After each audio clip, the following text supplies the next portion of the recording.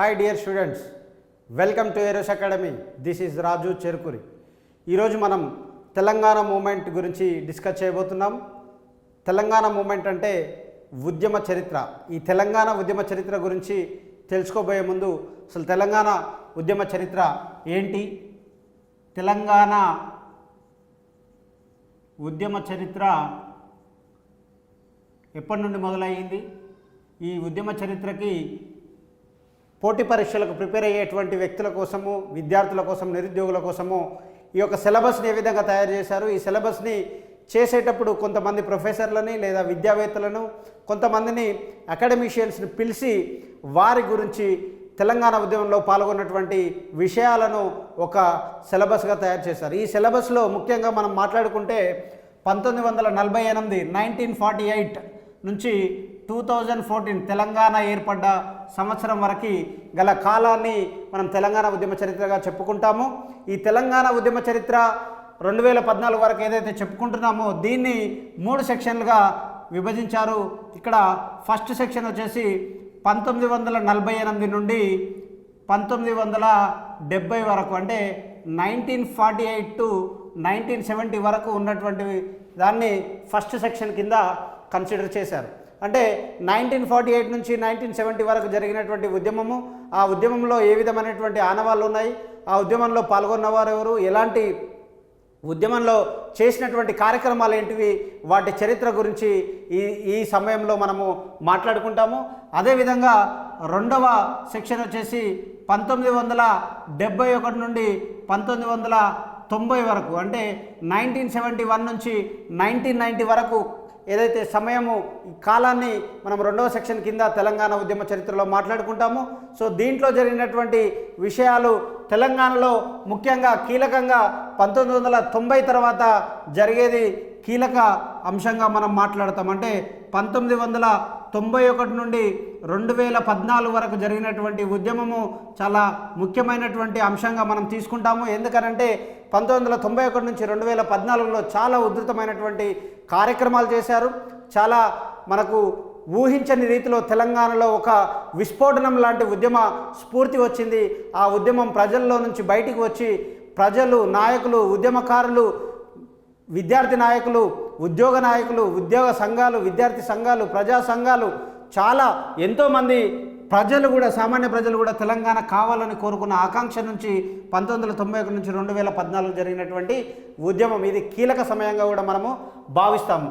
మరి ఇక్కడ ఈ 1948 నుంచి 2014 వరకు జరిగినటువంటి ఉద్యమంలో మళ్ళీ ప్రతి సెక్షన్కి ఒక 5 టాపిక్స్ని యాడ్ చేశారు. అంటే ఇందులో రెండోది మళ్ళీ 5 టాపిక్స్ ఉంటాయి. దీంట్లో కూడా మనకు 5 టాపిక్స్ ఉంటాయి. టోటల్గా మనం వచ్చేసి 5 అంటే 15. సో ఈ 15 కనుక మనము క్లియర్గా అవగాహన చేసుకోగలిగితే, ఈ సిలబస్ మీద మనకు ఒక అవగాహన తెచ్చుకొని క్లుప్తంగా చదవగలిగితే ఉద్యోగం మనం సాధించవచ్చు. మరి ఏంటి ఈ తెలంగాణ ఉద్యమంలో, ఈ తెలంగాణ ఉద్యమానికి సంబంధించి తెలంగాణ ఉద్యమ చరిత్ర యొక్క గొప్పతనం ఏంటి, ఈ తెలంగాణ ఉద్యమ చరిత్ర ఎందుకు మనం ఇంతగానో మాట్లాడుతున్నామంటే, తెలంగాణ ఉద్యమ చరిత్ర అనేది పోటీ పరీక్షలకు చాలా ఉపయోగమైనటువంటి సబ్జెక్టు. ఎందుకనంటే నువ్వు ఏ పరీక్ష తీసుకున్నప్పటికి కూడా గ్రూప్ 1, గ్రూప్ 2, గ్రూప్ 3, గ్రూప్ 4 ఇలా టీజీపీఎస్సీ నిర్వహించేటువంటి గ్రూప్ 1, గ్రూప్ 2, గ్రూప్ 3, గ్రూప్ 4లో కూడా మనకు తెలంగాణ ఉద్యమ చరిత్ర అనే సబ్జెక్ట్ ఉంది. దీంతో పాటుగా డిఎస్సిలో కూడా తెలంగాణ ఉద్యమ చరిత్ర, తెలంగాణ మూవ్మెంట్ ఉంది. అదేవిధంగా మనము ఎస్ఐ, కానిస్టేబుల్కి సంబంధించినటువంటి పోటీ పరీక్షల్లో కూడా మనకు తెలంగాణ ఉద్యమ చరిత్ర మీద అడుగుతున్నాడు.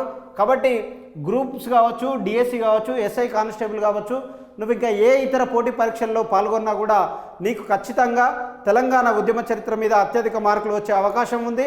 తెలంగాణ ఉద్యమ చరిత్ర మీద ఎవరైతే అవగాహన పూర్తిగా ఒక క్లారిటీ, పిక్చరైజేషన్ తెచ్చుకొని ఎలాంటి ప్రశ్నలు అడిగినా ఆన్సర్ చేయగలిగే సామర్థ్యం సాధించిన వారు ఖచ్చితంగా పోటీ పరీక్షల్లో రాణించే అవకాశం ఉంది. ఇక్కడ మనం మాట్లాడితే గ్రూప్ 2లో దాదాపుగా 150 మార్క్స్కి మనకు తెలంగాణ ఉద్యమ చరిత్ర ఉంది. మరి 150 బిట్స్ అంటే 150 బిట్స్ ఏ విధంగా ఇస్తున్నాడు, ఈ 3 సెక్షన్ల నుంచి ఏ విధంగా డివైడ్ చేస్తున్నాడు, ఏ సెక్షన్లో ఎన్ని మార్కులు వస్తాయి, మనకు 1991 నుంచి 2014లో ఎక్కువ మార్కులు వచ్చే అవకాశం ఉందా, లేదా రెండో సెక్షన్లోనా మొదటి సెక్షన్లోనా, అంటే ఈ మార్కులను ఏ విధంగా డివైడ్ చేస్తున్నాడు అనేది కూడా మనకు పూర్తిగా అవగాహన రావాలి. ఈ అవగాహన లేకుండా వీటిపైన మనం చదవకుండా మనము ఉద్యోగానికి పోతే డెఫినెట్గా ఫెయిల్ అయ్యే అవకాశం ఉంది.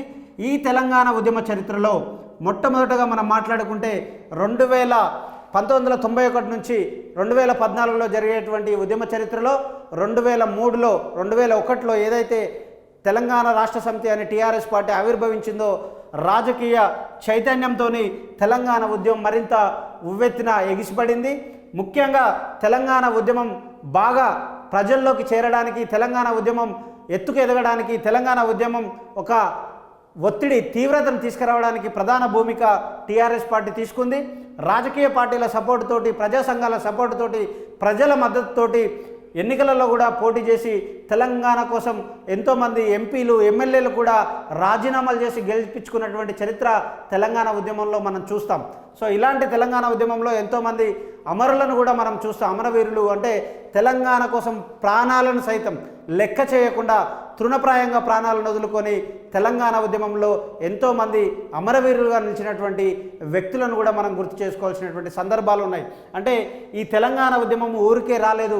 తెలంగాణ ఉద్యమం అనేది కోట్ల మంది ప్రాణం పెట్టి పోరాటం చేస్తే వచ్చినటువంటిదే ఈ తెలంగాణ ఉద్యమం, ఈ తెలంగాణ పోరాటం. కాబట్టి ఈ తెలంగాణ ఉద్యమం నుండి అద్భుతమైనటువంటి ప్రశ్నలు వస్తాయి.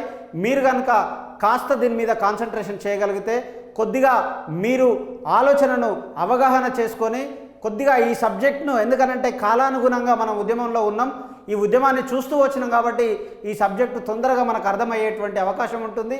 ఈ సబ్జెక్ట్ని మేము ఏరోస్ అకాడమీ ద్వారా మీకు ఆన్లైన్లో అందుబాటులోకి తీసుకొచ్చాము.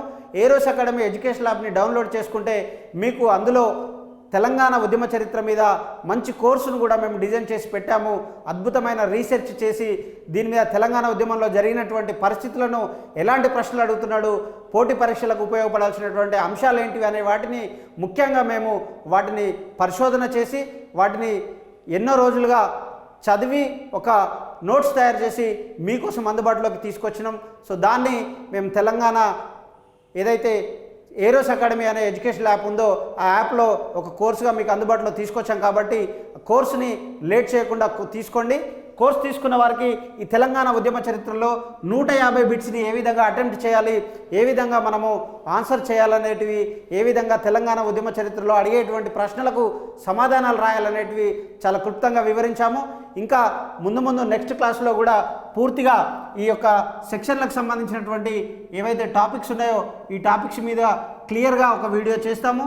సో ఈ సిలబస్కు సంబంధించి పూర్తి అవగాహన కల్పించి ఏ విధంగా తెలంగాణ ఉద్యమ చరిత్ర ఉండబోతుంది, తెలంగాణ ఉద్యమ చరిత్రలో ఉండాల్సిన ముఖ్యమైన అంశాలు ఏంటివి, మనం చదవాల్సిన అంశాలు ఏంటివి, ఏ అంశాలను చదివితే మనకు ఉద్యోగంలో ఉపయోగం ఉంటుంది, ఏ అంశాలను చదివితే పరీక్షలో మనము ఆన్సర్ చేయగలము అనే వాటిని కూడా మీకు అందుబాటులోకి తీసుకొచ్చే ప్రయత్నం నేను చేస్తాను.